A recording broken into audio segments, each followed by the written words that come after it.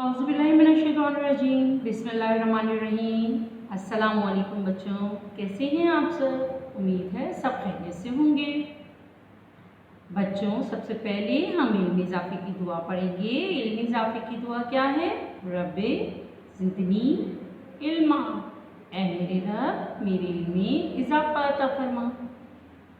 बच्चों, आज का हमारा टॉपिक है सबक की पढ़ाई।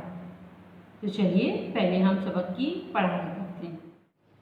प्यारे बच्चों, आज हम सबक की पढ़ाई करेंगे। सबक का नाम है दीन हक के रास्ते में सब्र व इस्तिक़ामत, पेज नंबर 38 पर।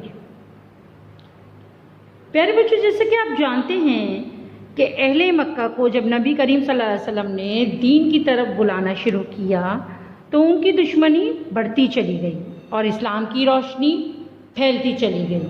मुशरिकीन मक्का उनकी राह में रुकावटें डालने से बाज नहीं आते थे, तरह तरह की नाजेबा और गलत हरकत भी करते थे। आप सल्लल्लाहु अलैहि वसल्लम को शायर, दीवाना और आपसे बदकलामी भी की जाती थी। आप पर कूड़ा करकट फेंका जाता था, आपके रास्ते में कांटे भी बिछाए जाते थे और आपको पत्थरों से मारा जाता था। एक दफ़ा नबी करीम सल्लल्लाहु अलैहि वसल्लम मस्जिद में नमाज़ पढ़ रहे थे बैतुल्लाह में, तो अबू जहल ने अपने साथियों से कहा, जाओ ऊँट की ओचड़ी उठा के लाओ और मोहम्मद की पीठ पर रख दो। ये सुनकर अक़बा बिन अबी मुईत गए और कुछ काफिरों के साथ मिलकर ऊँट की ओचड़ी उठा लाए। और जब आप सजदे में गए तो आप के कमर पर ये ओचड़ी रख दी। ये सुनकर सब काफिर और ये देखकर सब काफिर हंसने लगे, कही लगाने लगे और आप सल्लल्लाहु अलैहि वसल्लम का मजाक उड़ाने लगे।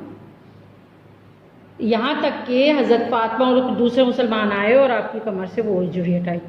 हज़रत अबू तालिब जो कि आपके चचा थे, आपका हर मुमकिन साथ देते थे, तो कुफ़ार ने उन पर भी उनको इस काम से रोकने के लिए मना किया। तब हज़रत अबू तालिब ने आप सल्लल्लाहु अलैहि वसल्लम को बुलाया और कहा कि आप साफ साफ बताएं।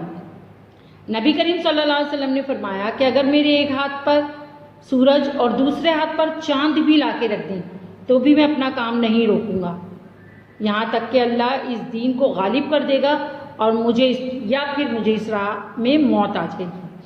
हज़रत अबू तालिब ये सुनकर अपने भतीजे के हिमायत में बोले कि मैं तुम्हारी हिमायत से दस्तबरदार नहीं होऊंगा। प्यारे बच्चों, ये तो था नबी करीम की इस्तिक़ामत, दीन की राह में नबी करीम की इस्तिक़ामत। नबी करीम के सहाबा इकराम भी इससे कुछ कम ना थे। जब कुफ़ारे मक्का नबी करीम सल्लल्लाहु अलैहि वसल्लम को सताते थे, तंग करते थे, तो उन्होंने आपके साथ आपके साथियों को भी तंग करना शुरू कर दिया। दीन के रास्ते में सहाबा की हर कुर्बानी, उनकी इस्तिक़ामत और उनकी साबित कदमी में कोई फ़र्क नहीं आया था। ज़ेल में चंद सहाबा इकराम का तज़किरा किया जाएगा, जैसे हज़रत बिलाल उमैया बिन खलफ के ग़ुलाम थे। उमैया आपको गर्म रेत पर लिटाता था, सीने पर वज़नी पत्थर रख देता था और कई दिन तक प्यासा भूखा भी रखता था। इसके अलावा आपकी गर्दन में रस्सी डालकर आवारा लड़कों से कहता था कि इनको घसीटते फिरो, लेकिन आपने अपनी ज़बान से आहद के अल्फाज जारी रखे। इसके अलावा हज़रत खुब्बाब बिन अरात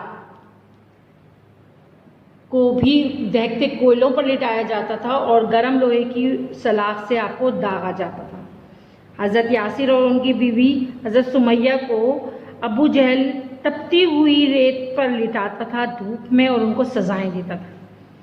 हज़रत यासिर और हज़रत सुमैया इस्लाम के पहले शहीदों में शामिल थे और वो इससे जुल्म और सितम से शहीद हो गए। हज़रत मसअब बिन उमैर की वालदा बहुत अमीर खातून थी, शहजादियों की तरह ज़िंदगी गुजारते थे। इस्लाम कबूल करने के बाद हज़रत मसअब बिन उमैर को घर से निकाल दिया गया और आपने ऐसे हालात में ज़िंदगी गुजारी कि पहनने के लिए लिबास तक नहीं होता था। हज़रत ज़ुनैरा लौंडी थी, लेकिन इस्लाम कबूल करने के बाद उनका मालिक ने उन पर बहुत जुल्म किए और इतने जुल्म सितम किए कि आपको शहीद कर दिया गया। इन सब मुश्किलात और मसाइब के बावजूद आप सल्लल्लाहु अलैहि वसल्लम के सहाबाए किराम ने इस्तिकामत और साबित कदमी में फ़र्क न आने दिया। प्यारे बच्चों, कुरैश मक्का इस्लाम की मुखालफत क्यों कर रही थी? इसकी सबसे बड़ी वजह तो ये थी कि उनका आबाओ अजदाद का दीन बुत मज़हब था, वो अपने बाप दादा के ही दौर के तरीके से चलाना चाहते थे। दूसरी वजह ये थी कि मक्के के सरदारों को ये ख़तरा था कि अगर इस्लाम फैल गया तो उनकी सरदारी, उनका रुतबा, उनका ओहदा ख़त्म हो जाएगा। तीसरा नंबर ये था कि अरब के माशरे में कमज़ोरों का माल हड़प करना, औरतों बच्चों पर जुल्म करना, उनको अपना ग़ुलाम बना लेना, ये सब बुराइयां थीं। लिहाजा अगर वो इस्लाम कबूल करते तो इस चीज़ से उनको दस्तबरदार होना पड़ता, इसलिए उनके लिए इस्लाम कबूल करना मुश्किल था। मक्के के लोग अपने आप को मजहबी पेशवा समझते थे, लिहाजा किसी दूसरे दीन को कबूल करना उनके लिए काबिल कबूल नहीं था। कुरैश मक्का ने खाने काबा में 360 बुत रखे थे और इतने सारे खुदाओं के होते हुए वो सिर्फ एक अल्लाह की इबादत करना नहीं चाहते थे। कुफारे मक्का कहते थे कि हमारे जैसे नबी को, इंसान को नबी क्यों बनाया गया है, और अगर किसी इंसान को ही नबी बनाना था तो मक्के और ताइफ के किसी भी अमीर आदमी या सरदार को क्यों नहीं नबूवत दी गई? उस नबी के साथ क्यों नहीं फरिश्ते उतारे गए जो उसकी तस्दीक करते कि आया ये एक सच्चा नबी है।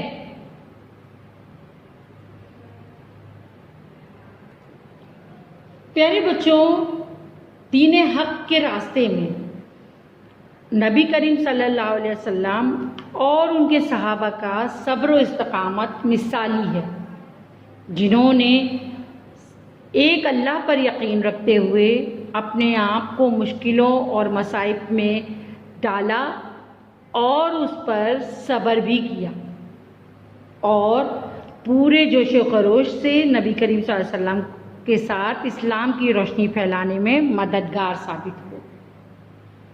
प्यारे बच्चों, ये सबक आप रीड करेंगे, उम्मीद है सबक समझ आया होगा। मिलते हैं अगली क्लास में। जज़ाकल्लाह, अल्लाह हाफ़िज़।